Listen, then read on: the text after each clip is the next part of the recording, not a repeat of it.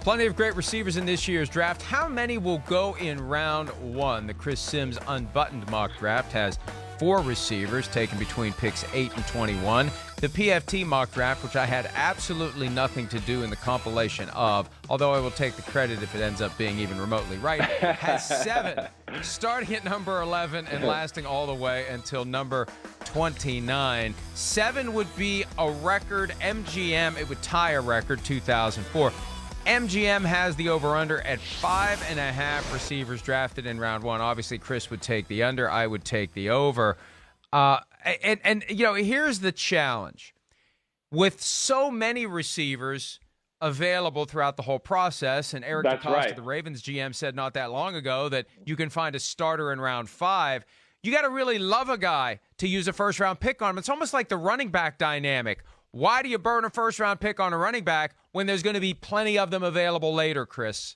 Well, that's exactly right. I mean, I think that's where ultimately why I only went with the 4 wide receivers, because I went to go, okay, wait, will this team right here take another receiver, or will they take a defensive tackle? And my common, notion that I came to more times than not is you're going to have if you take the defensive tackle, you're going to have a much greater chance of getting a receiver that's still really good in the second round. And I can't say the same thing vice versa about that situation, to where you went, okay, that team takes the receiver, and I'm going to sit there and go, ooh, I don't know if there's going to be a defensive tackle worth a damn there for you at the second round, at least to the level you like. So that is the big discussion of this first round, Mike.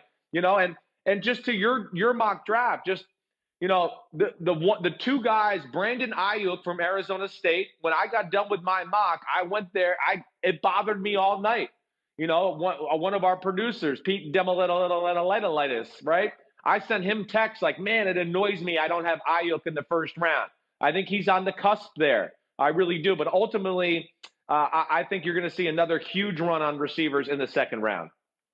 I think every time you say Pete's name, you add another syllable. It keeps getting longer and longer and longer. Right. Yeah, and that's the challenge. And the human dynamic here also is once the run starts, you fear that you're not going to get that guy that maybe you think you'll get later, so you jump into it. It becomes a feeding frenzy. Hey, if we really want to upgrade the position, we can't play games here. We got to go get the guy we like. Who cares if there's going to be other competent receivers later? This is the guy we like. This is the guy we want. And this is one of the challenges this year, Chris, because the absence of the pro day workouts, the inability of the scouts and the coaches and the GMs to come together and trade information, and also maybe be a little loose-lipped because you're trying to preserve the relationship with that guy who works for the other team in case you get whacked after the draft and you're going to be looking for a job. I mean, there's all sorts of different motivations that come into play, but when you don't have those little mini conventions at Oklahoma and Alabama and Michigan and Ohio State and here and there and there and there, where they're all getting together and they're all running into each other, we don't have that consensus that you usually have. And so the mock drafts are all over the place because nobody really knows who's in love with whom. And that's one of the things we're going to find out tonight.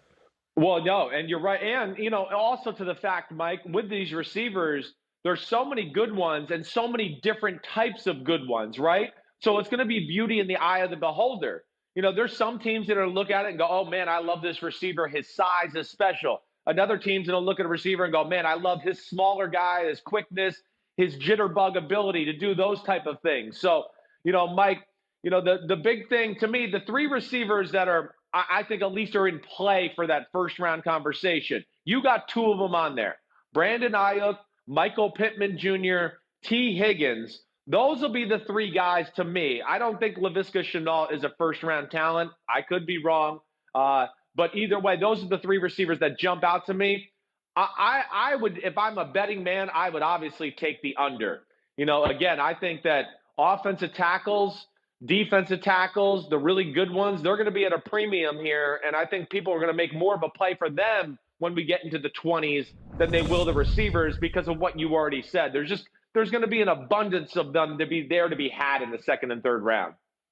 Even though the Cardinals have acquired DeAndre Hopkins for a second-round pick plus a running back they no longer wanted to pay in David Johnson, the Cardinals taking CeeDee Lamb at 8 overall. You spoke to Lamb yesterday and asked him point blank about his former Oklahoma teammate Kyler Murray stumping for the Cardinals to take him. What did Lamb have to say about that? Well, I think he'd be very excited about the prospects of that. First off, to reignite, his connection with K1, as he calls him, okay? I learned that yesterday from CeeDee Lamb. It's K1.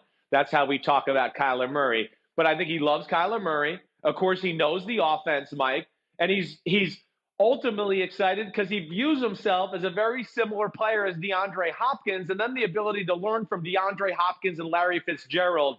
I mean, he lit up with the idea of that. Mike, this is one I didn't think about. I was dabbling with my mock draft leading up to the release of it and everything like that.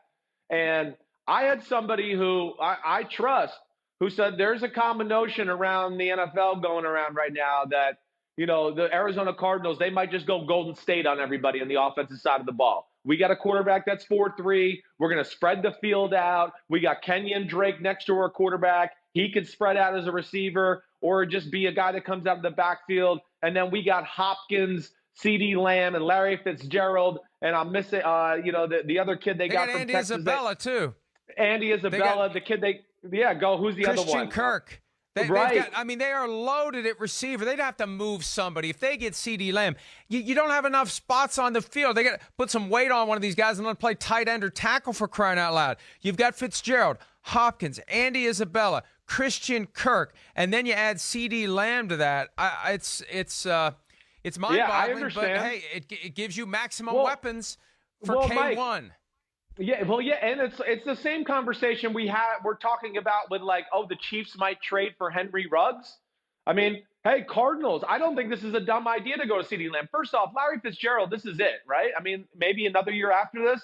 So it's not like you're going to have him forever. And maybe they do trade one of those two guys. But every play is 3 or 4 wide receiver sets for Cliff Kingsbury. And if you want to sell tickets and be exciting and do all that, man, CeeDee Lamb is the ultimate in-space wide receiver in this draft. He is like Allen Iverson. He will cross you over and break your ankles. When he has the ball in his hands, he is special. The first guy never tackles him. So that, to me, they might take that approach. If you got a quarterback like that, you hired a head coach that's famous for his offensive shootout mentality, why not just say, hey, you want to play us, the Arizona Cardinals? You better be ready to score some points because we're going to make this a track meet. And I don't think it's the craziest idea I've ever heard. There still is no multi-ball option in football, although that was one of the theories that David Letterman used to trot out from time to time whenever he talked about the NFL, that if you score a touchdown or something like that, you should be allowed to use a second ball. They'll need more than one football if they have CeeDee Lamb and Larry Fitzgerald and Andy Isabella and DeAndre Hopkins and Christian Kirk. And I think and I've seen some steam that maybe Kirk ends up on the move, and this would explain it if they get Lamb. All right, we got to take a break. Will a running back be drafted at all tonight? We'll look at some more draft props when PFT Live continues right after this.